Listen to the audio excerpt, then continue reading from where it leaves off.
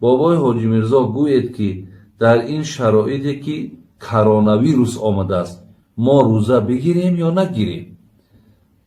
برادران خواهرای عزیز، من چند روزی هست که خیلی و خیلی یگون جای مبالغهش نیست، تلفن‌های زیاده که مرا خود آدمای بیمار شدگی زنگ میزنن یا نفرهایی که مقصد از ترس بیرون نمی براین که در ملک‌های مقصدمون غریبی هستن.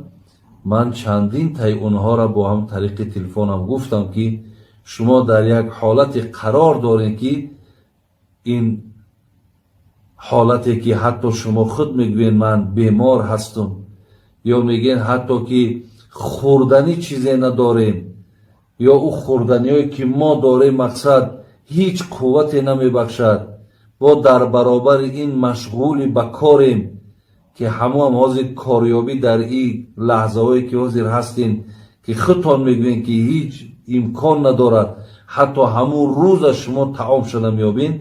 زین لحاظ برادرای عزیز، این آیت هایی که بیشمار در قرآن ما داریم و حدیث هایی که از پیامبر داریم، یسیرو ولا تعسیرو، این بشیرو ولا تنفرو، اینما بعثت میسرین ولم تبعث معسرین. حبیب خدا میگه آمدم که تا آسانی بیارم به بنده های خدا، نه آمدم که تا مشکلات بالای بنده های خدا بیارم.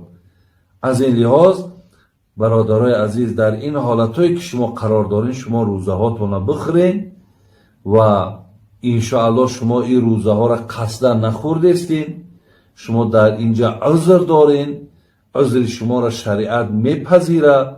خدا خواهد این روزهای سخت که گذشت شما بعد میتونین که در هر یک روز خوردگیتون یک روز روزه بگیرید. این از حکم شریعت برای شما. خداوند همه شما را بیماری هاتون را شفا دهد و کسایی که مبتلا نشیدن خدای مهربان شما را مبتلای این بیماری نکنه.